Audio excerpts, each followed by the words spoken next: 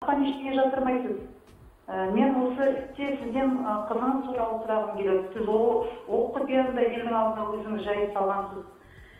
Қазір енді сол қызыңызбен қарым-қатынасыңыз қалай? Қызыңыздың биологиялық ата-анасымен қызыңыз араласа ма деген сұрақ біздерді де кішкене толғандырады. Сіздің сүйікті әншіңіз ғой. Рахмет. Жаңағы балаларын араластырмады. Зәкеңнің көзінің тірісін дейді. Менде 2 бала шетінеп кетті.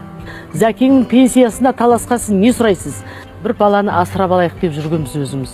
Ертең мен өмірден кетіп қалсам, шындығын ашып кетейін дедім. Мерейдің бір маңдайынан сүймеген адамдар олар. Қайрат 38-де, Құралай 33-де. Одан кейін қандай туысқандық болуы мүмкін? Бізге тыныштық берсін. Менің өтінішім жалпы. Видеоны көрмес бұрын арнаға тіркеліп, лайк басып кетіңіздер. Сіздерде менде риза болайық. Менде 2 бала шетінеп кетті. Содан кейін жаңағы денсаулығым нашарлағаннан кейін бір баланы асырап алайық деп жүргенбіз өзіміз негізі. Басқа жерден асырап алайық деп жүргенде осы келінім 2 қыз, алдында 2 қыз туған, сол 3-шісін тағы қыз туады ғой. Сол кезде Зәкең пайдаланды да 2 қызы бар ғой, мына 3-ші қызды бізге берсе не болады деді. Мен айттым, мен бермейтін шығар, 9 ай толғатып бауырындағы баланы қалай бере салады ол деп жаңағы. Бірақ Зәкең бірден ұшып кетті. Барып бірге екеуміз ұшып барғанда роддомнан барып дағы шешемнің алдынан өтіп, келіннің алдынан өтіп, Мақпал да бақытты болсын, айналайындар. Осы қызды бізге беріңдер. Артынан құт болып, жаңағы келін бірден ұл туады деді. Қазақтың енді ырымы ғой сол. Жаңағы енді Зәкеңді менің анам өте қатты сыйлайды. Барлығы қатты сыйлайды ғой, енді Зәкең жалғыз менің анам ғана емес. Сондықтан да деп әркім өз баласына кетеді ғой енді. Анам дегенің көзіне жас келіп, ай Мақпалым да бақытты болсыншы, берейік енді, сендердің қолдарыңа берсек жаман қыз болмас деп ақбатасын беріп, содан біз мерейімізді роддомнан алып, сол жерде Зәкең өзінің маған айтпай ақылдасқан жоқ ол кісі. Сол кезде Ислам деген Қарағандының қаланың әкімі болатын. Сол кісіге хабарласып, бірден маған документ толтырыңдар, мен бұл қыздың әкесі мен болам, өзімнің атымды берем деп, Зәкең өзі солай документті бірден Қарағандыда жасатып алып кеткен. Сондықтан да енді шынымен де құтты қыз болды. Біз алып кеткесін 1 жылдан кейін Бексұлтан деген інісі келді, одан кейін Бегайдар деген ол келді. 2 інісі, 2 әпкесі бар. Олардың барлығы менің балаларым болып есептеледі қазір. Барлығын ұзатып атырым, үйлендіріп атырым дегендей. Менің қызым бақытты. Қазір бауырларымен өте жақсы араласады. Енді Зәкеңнің өзінің беріп кеткен Заманбек деген тегін Мерей алмайын деді. Менің әкем Заманбек деп өзі сөйтіп Зәке деп айтып отырады. Мен папамды жақсы көрем деп Зәкені қатты сыйлайды. Өйткені мен солай тәрбиелегем. Үйдегі мынау сенің әкең деп тәрбиелегем. Біз оны айтамыз деп жаңағы ойда болған жоқ негізі. 18 жасында Зәкең өзі айтам деген. Бірақ енді Зәкең өмірден кетіп қалды ғой. Сондықтан да бұл қыз танысқанда мен албамын деп танысады екен. Сондықтан мен ойладым, ертең мен өмірден кетіп қалсам, шындығын ашып кетейін дедім. Бірақ Мерей сенген жоқ басында. Жылады, үйтті, сосын ең бастысы Мерей Мерей айтты, сен менің мамамсың деді. Одан артық не керек? Ал енді мысалы, ана үйдегі кімдермен де солай жақындасуға болады деді, Зәкең жағынан дағы. Бірақ о жақтағы бәйбіше емес қой, бұрынғы ажырасып кеткен әйелі ғой, мен заңдық әйелімемін. Сондықтан да ол кісі жаңағы балаларын араластырмады, Зәкеңнің көзінің тірісін дейді. Түсіндіңіз бе? Сосын енді Мерейдің бір маңдайынан сүймеген адамдар олар. 18 жыл болды ғой Зәкең жоқ. Бір келіп Мерейдің маңдайынан сүймеген адамдар. Бұл қыз мектепті барды, мектепті бітірді. Біреу келіп құттықтап бір кірген адам емес. Зәкеңнің пенсиясына таласқасын не сұрайсыз? Зәкеңнің пенсиясына. Мына жерде Мерейдің әдемі Ол кезде Зәкең қайтыс болғанда, Қайрат 38-де, Құралай 33-де. Сөйтіп отырып, олар пенсиясына таласып, 18 жыл бойы Зәкеңнің ақшасын Мереймен бөлісті. Одан кейін қандай туысқандық болуы мүмкін? Біз Зәкеңді құрметтейміз, Зәкеңнің шаңырағының иесіміз. Сондықтан да бізге тыныштық берсін. Менің өтінішім, жалпы бұл теманы енді қысқарту керек, аруаққа тыныштық берсін. Әрине. Қазір бізге Мерейдің әдемі видеосын тауып алдық, сізге алғыс айтып жатқан. Ой, жаным, жылап тұр ғой. Осындай маманың бар болғанда мен күнде шүкіршілік етемін, алғысым шексіз. Мен сен үшін сен мақтансын деп, осы өмір бойы тырысамын. Иә, Мерей ағылшынша өте күшті сөйлейді. Шетелге шыққан сайын сіздің қолқанатыңыз. Сіз де уәде бергенсіз, мен ағылшынша сөйлеймін деп. Қазір қалай? Үйрендіңіз бе? Ай, маған осы болмайды осы. Бұл кеш емес қой. Иә, жоқ. Енді бұлай бір отырып неткенде бірден ұғып алған сияқтым. Бірақ басқа жаққа барсам ұмытып қаламын. Маған тек қазақ тілі ғана қонады екен енді, қазақша, орысша. Енді ол берілмегесін берілмейді екен өз адамға. Мына кім Мерей жақсы қабылдайды тілді. Кішкентайынан Америкаға 3 рет жібердім ғой. Бірінші класстан 1,5 айға, екінші класстан 1,5 айға, үшінші сыныптан 1,5 айға 3 жыл оқыттым. Содан бұл қыз тез қағып алып кетті да тілді. Ешқандай қиындық көрген жоқпын. Білім беру жағынан да өзі оқыды, өзі бітірді. Өзі оқуға түсті, сабақ беріп жүр ағылшыннан. Мықты. Кейде достықты пайдаланатындар бар бір. Өзінің несі үшін әлгі, пайдасы үшін пайдаланатын адамдар бар. Соны дос біз деп есептейді. Дос деген ол қиын кезде қал жағдайын біліп, қайғыңа ортақтасатын, қуанышыңа қуана алатынды дос деп айтуға. Енді қазір қанша досыңыз бар сіздің? Менің досым барлығы халық. Менде миллиондаған дос бар. Өзіңіз білесіз. Менің енді подписчиктерімдің өзі 2,5 миллион. Сондықтан да күнделікті маған жақсы тілеулер келіп жатады, жақсы тілектер келіп жатады. Арасында енді жек көретін де болады. Оған да сабыр сақтап қарау керек. Өйткені біз енді пайғамбар емеспіз ғой, бәріне ұнайтындай. Анандай қатты пікір, тіпті шектен тыс шығып жататын адамдар болады. Бар. Не істейсіз? Көңіл аудармай қоясыз ба, әлде жазасыз ба? Жүрегім ауырады, жүрегім ауыратын кездер болады. Енді біз адамбыз ғой, ет пен сүйектен жаратылған. Бірақ ана көп жақсы тілектер сол 1-2 адамның несін жауып кетеді. Міне екі жаман адам жазады ғой саған. Оңбайсың, сен андайсың, мұндайсың деп жаңағы. Жанымда отырғанда мені білетіндей, менімен бірге шай ішкендей, менің өмірімді білетін адам сияқты сөйлейді. Мен ол адамдарды танымаймын. Сосын ана аккаунтын қарасаңыз, ешқандай подписчигі жоқ, не суреті жоқ, не түрі жоқ. Сондай адамдар жазады маған. Ол енді біреу айдап салып отырған шығар. Әлгі айтады ғой, тасадан тас ататын адамдар болады. Сен батырсың ба? Сен түріңді көрсет. Не үшін ол мен балағаттап жатыр мысалы, мен қандай оған жамандық жасаппын? Мен оны ренжіттім ба, өкпелеттім ба? Демей қоя саласыз. Қарызым ба оған ақша бермей қойдым бекен? Бір причинасы болу керек қой адамда. Түрін көрсетіп, сізге шабуыл жасайтындарға. Мысалы, мен сөйлесем, түрімді көрсетіп сөйлеймін. Ештеңеден қорықпаймын мен. Алладан ғана қорқам, сосын анамнан қорқам.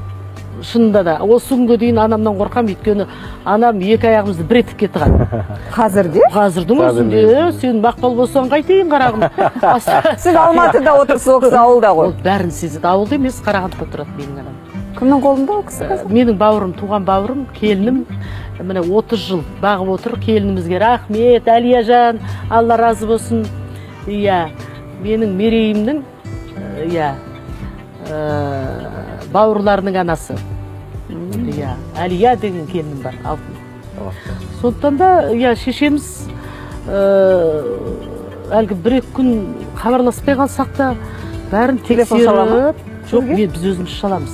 Ұрсады ғой. Әй, неге звондамайсың сен, қайда жүрсің деп. Әлі контрольде ұстайды бізді. Сол үшін біз анамызға, міндетті түрде звондауға тырысамыз, қал жағдайын білеміз, бүкіл жағдайын жасаймыз. Өйткені енді қанша жақсылық жасасаң да, сен ана сүтін бәрібір ақтай алмайсың дейді ғой, Меккеге шүріз апарсаң да. Бірақ енді қорқамыз. Сол қорққаның өзі, еменгеннің өзі, ананы ойбай-ай, анам ренжіп қалмасыншы деп жүрегіңмен жаңағы соған қобалжығанның өзі жақсы. Анасы бар адамдар, біз бәріміз сәбиміз ананың алдында. Анасы бар адамдар ешқашан қартаймайды деген сөзді қазір бұлай бұрмалап жүр. Баласы жақсы, аналар қартаймайды дейді. Баласы, ол да дұрыс енді, ол да дұрыс. Бала жақсы болса, аналарымыз да қартаймайды. Жақсысыз ба? Мен әжептәуір жақсы адаммын. Мен өзімді жақсы көремін. Аллаға шүкір, осы 60 жасыма дейін өте көп жақсылық жасадым. Жамандығым өте бір түкке тұрмайтын нәрселер. Ол екінің бірінде бір болатын бір міндер болады ғой, бір адамда болады. Сен идеал болуға тырысасың, бірақ идеал адам жоқ. Мінсіз адам жоқ тұрсайды. Идеал адам жоқ. Мен сондай идеальный адамдар бар ма екен деп жан-жағымнан іздеймін, бірақ әлі тапқан жоқпын. Өйткені өзім де идеал емеспін ғой. Бірақ ойлаймын, мүмкін бар шығар жан-жағымда ше деген сияқты. Бірақ өкінішке орай біз енді пайғамбарға ғана, Аллаға ғана сол мақтау, мақтаудың бәрі сол Аллаға ғана тән нәрсе дейді ғой. Ал енді 100-ге келіп, қателесіп атқандар да болады. 80-ге келіп те бір өтірік әңгіме айтатындар болады. Сондықтан да біз оның бәріне түсіністікпен қарауымыз керек. Кешіріммен, әрине. Әдемі қартаю керек сияқты. Шекарадан асып кетіп. Аса берсін, енді мен сот емеспін ғой, ол кісіні соттайтын. Әркім өз үшін жауап береді. Ана жақта, ана дүниеде де, осы жерде де көзі тірі адамдар бар. Бәрін көріп отырған, естіп отырған, кімнің өмірі қандай болды, бәрі өліп қалған жоқ қой. Сондықтан да әр сөзді айтқан кезде кішкене ойланып сөйлеу керек. Неге үйтті? Неге олай айтып отырмын мен деген сияқты. Сол енді жақсылықпен енді бір-бірімізді кешіріп өтуіміз керек. Кешірімді болмасақ, өмір әдем болмай кетуі мүмкін. Адамдардың жүрегі қарайып кетеді. Әркім өз үшін жауап беру керек деген менің ойым. Жоқ, ол кезде Алматыда Мақпал деген ателье болды сол кезде. Мақпал деген атаумен аталған. Бірақ маған дейін бір 20 жыл бұрын ашылған ателье ол. Бірақ елдің бәрі кейіннен біз Зәкең екеуміз 91-де қосылдық қой. Мен 90 жыл Азия дауысына қатысқанда Замбек Қалабаевич жюриде отырған сол жерде. Бірақ мен гран-при алған жоқпын. Маған 2-ші орын ба сондай бұйырды. Гран-приді бір Роксанаки деген топ Жезқазғаннан келген. Жайремнен келген ба, бір 3 жігіт сол Қазақстаннан солар алды. Сол 91-де енді сол кезде Зәкең мына ғашық болып, помощниктерін жіберіп, маған гүл беріп, жаңағы жүгіріп жүрген кезі ғой, ғашық болып. Мен қашып жүрем, ол кісі мені қуып жүреді дегендей. Мен өзім жігітім болған ол кезде жүріп жүрген, Әділ деген. Бірақ енді, Әділ деген жігітім болған, мен біреудің семьясын бұзам деп армандамаған адаммын жалпы. Мен сол кісі ғашық болып айтты ғой. Жігітімге көзін құртып жіберді. Бәрін бездіріп жіберді. Бәрін өз орнына қойды дағы, ол кісі айтыпты. Сені алмай тынбаймын деді. Болды. Мен бастықтардан қорқам. Сосын көнуге тура келді. Кейін ғашық болдым 2 жылдан кейін. Жалпы енді өкінбеймін сол кісімен тұрғаныма. Өте білімді, өте жүрегі нәзік, сырттай бір суық болып көрінгенмен, ол кісінің жалпы қазақ халқына деген жасаған жақсылығы өте көп екенін білесіздер. Оған біздер куәміз. Сондықтан енді сондай азаматты енді көкірегінен итере алмадым шынын айтқанда. Бірақ енді өмір бақи қарғысты келе жатырмын. Соның бәрін мен төзіп, кешіріммен қарадым Зәкең үшін шынын айтқанда. Осы жерде Зәкеңді... Оңай болған жоқ. Зәкеңді бір еске алатын естеліктер болып тұр. Өйткені осы сол әлі әңгімеден шығып кетті. Мына костюмді мысалы Мақпал деген ателье тікті ғой. Сол кезде 91-де енді елге мәлім болған кезде халық деген анау Мақпал тоқалына деп сөйлеп жаман сөйледі. Ателье ашып беріпті Мақпал деген деп. Шынын айтқанда ол 20 жыл бұрын ашылған ателье. Мен білем ол. Сәйкестік қой былайша. Сәйкестік, иә. Бірақ бізде көбінесе сондай сөздермен адамды жүйкесін тоздырады ғой. Өнер адамының артына сөз ереді. Бірақ мен ондай сөзге үйренбегем ғой ол кезде. Сондықтан мен көп жыладым сондай сөздерге. Сосын барып үйрендім, өмір өзі үйретеді екен, күресуге де, төзуге де, бәрін үйретеді екен.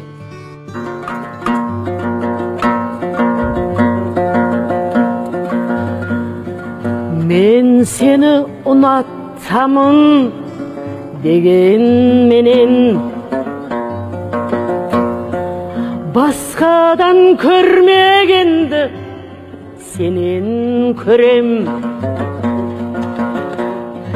Өз обалың өзіңе өзіңнен көр. Бір күні ғайып болсам егер де мен сені ұнатамын деген менен сен биікте жүрсін деп төмендегем. Кім екен мен өзіңе дуаллаған, о тоба мен не қылған өлер менем.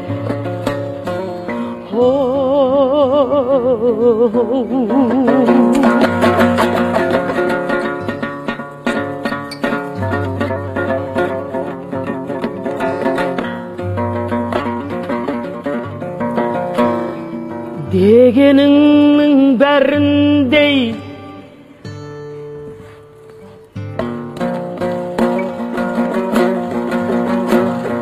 көрсетпеймін зәрредей асау қылық.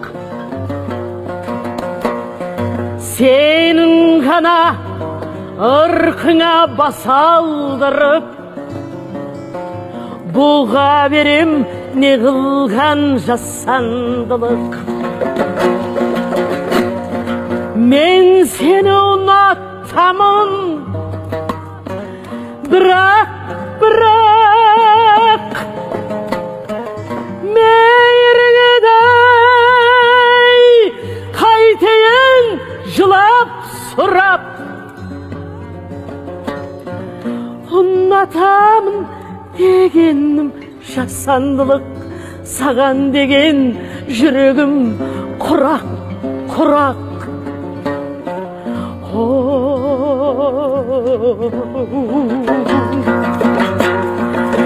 Ұнатамын дегенім жасандылық, саған деген жүрегім құрақ.